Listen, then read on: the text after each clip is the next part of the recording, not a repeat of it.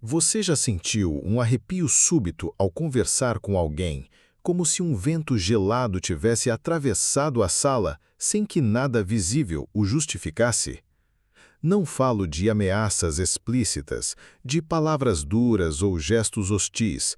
Falo de algo mais sutil e, justamente por isso, infinitamente mais perigoso. Carl Gustav Jung, um dos mais brilhantes psicólogos da história, passou décadas examinando a alma humana e percebeu um padrão perturbador. Existem sinais silenciosos que anunciam perigos muito maiores do que qualquer agressão declarada.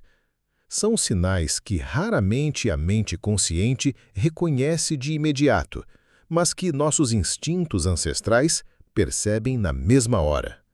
Antigos mestres espirituais já alertavam sobre a existência desse tipo de pessoa, mas Jung fez o que poucos conseguiram. Traduziu essa sabedoria milenar em linguagem científica, identificando os mecanismos psicológicos ocultos que operam por trás da cortina. O mais inquietante: esses sinais não surgem apenas em pessoas visivelmente desequilibradas ou agressivas. Eles podem estar presentes em indivíduos encantadores, aparentemente perfeitos, até mesmo nos mais carismáticos. Imagine-se numa conversa casual. De repente, a outra pessoa começa a lhe atribuir pensamentos, intenções ou sentimentos que você jamais teve. É como se ela não estivesse respondendo a você, mas a uma versão distorcida de quem você é, uma versão que existe apenas na cabeça dela. O que você está testemunhando é o fenômeno que Jung chamou de projeção da sombra. A sombra é o conjunto de tudo o que rejeitamos em nós mesmos: impulsos, falhas, fragilidades, desejos ou medos que consideramos inaceitáveis. Nós os empurramos para o porão da consciência, mas eles não desaparecem. Ficam lá, no inconsciente, acumulando força. Quando alguém é incapaz de reconhecer esses aspectos em si mesmo, acaba projetando-os nos outros. E o perigo mora aqui. Aos olhos dessa pessoa, você realmente passa a ser o que ela enxerga. Não é uma mentira consciente, é uma convicção genuína, imune a argumentos ou provas contrárias. Diversas tradições espirituais já falavam disso. No budismo, há a metáfora do espelho empoeirado, no qual as impurezas que pertencem a nós parecem estar nos outros. No cristianismo, há a famosa imagem da trave no próprio olho enquanto se aponta o cisco no olho alheio. A neurociência moderna confirmou a intuição de Jung. O cérebro humano filtra a realidade para confirmar crenças pré-existentes. Na projeção massiva, esse filtro não apenas distorce, ele reconstrói a realidade inteira. O sinal mais claro surge quando existe um abismo entre o que essa pessoa diz sobre você e o que você realmente sente que é. Ela pode acusá-lo de ter segundas intenções que você jamais teve, ou de sentir emoções que nunca experimentou. E faz isso com uma certeza absoluta, como se fosse portadora de uma verdade sagrada. O que acontece nesse momento? Você se torna campo de batalha de uma guerra interna que pertence exclusivamente ao outro.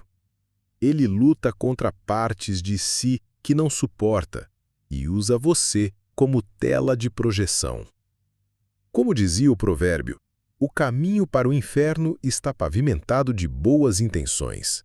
Jung acrescentaria, e dirigido por aqueles que acreditam ser absolutamente bons. Ao estudar líderes, gurus e figuras de poder, Jung identificou um fenômeno ainda mais perigoso: a inflação psíquica.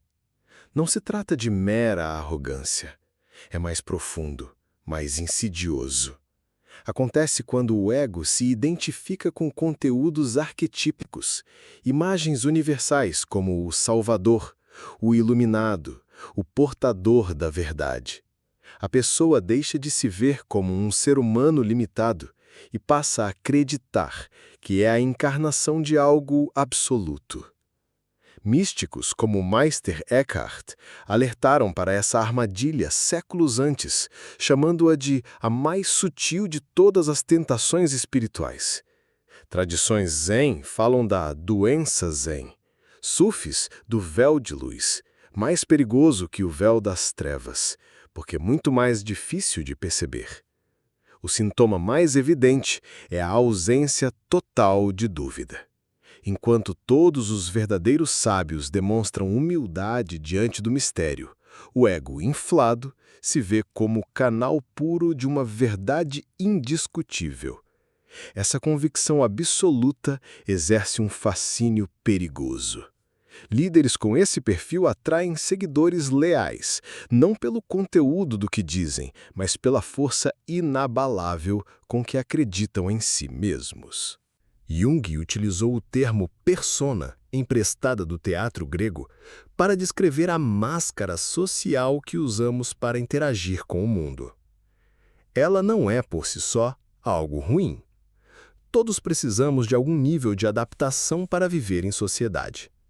Mas quando essa máscara se torna tudo o que a pessoa é, quando a identificação com a persona é total, surge um perigo silencioso.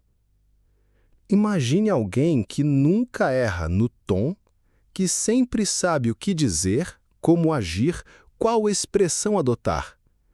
Por trás dessa perfeição impecável, falta algo essencial: a espontaneidade, a imperfeição natural do humano. O contato é correto, mas vazio. A interação é polida, mas sem alma. Como alertava o poeta Fernando Pessoa, o perigo não está em usar uma máscara, mas em esquecer que se está usando uma. Tradições orientais chamam isso de perder o rosto original, a essência antes de qualquer construção social. Taoístas alertavam para o risco de polir tanto a superfície que a substância se desgasta. A neurociência moderna oferece uma explicação curiosa. Nosso cérebro possui neurônios espelho, capazes de detectar incongruências sutis entre palavras, expressões e postura. Quando a máscara é totalmente desconectada da realidade interna, esses neurônios disparam um sinal de alerta. E sentimos aquele desconforto inexplicável, um instinto de que há algo errado aqui. O problema é que quanto mais rígida for a persona, mais violenta tende a ser a erupção da sombra reprimida. É o paradoxo. A superfície mais perfeita esconde muitas vezes o subsolo mais caótico. Há encontros humanos que deixam uma sensação estranha, quase mística. A pessoa está fisicamente à sua frente, mas algo na energia, no olhar, na forma de falar mudou profundamente. É como se uma força antiga, impessoal e imensa estivesse se expressando através dela. Jung chamou isso de posse arquetípica. Os arquétipos são padrões primordiais do inconsciente coletivo, capazes de influenciar profundamente nosso comportamento. Eles podem se manifestar de forma criativa e enriquecedora, ou tomar a consciência de forma tão total que a identidade individual desaparece. Xamanismos antigos conheciam bem esse fenômeno. Sabiam diferenciar o transe controlado, usado para curar ou guiar, do estado perigoso em que a pessoa é engolida pela energia arquetípica. Na tradição cristã, isso se traduzia no discernimento dos espíritos, distinguir influências benéficas das destrutivas. Quando a possessão ocorre, a flexibilidade psicológica desaparece. O indivíduo se torna rígido, monotemático, um porta-voz absoluto de uma verdade. O brilho no olhar pode fascinar, mas também inquieta. Não estamos diante de uma pessoa inteira, e sim de um fragmento arquetípico que tomou o leme. O perigo é que arquétipos carregam polaridades extremas. O salvador pode se tornar tirano.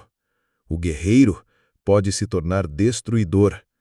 O juiz pode se tornar inquisidor. E, como Jung observou, quanto mais intensa a identificação, mais inevitável a manifestação do seu lado sombrio. Talvez um dos sinais mais trágicos seja a compulsão à repetição.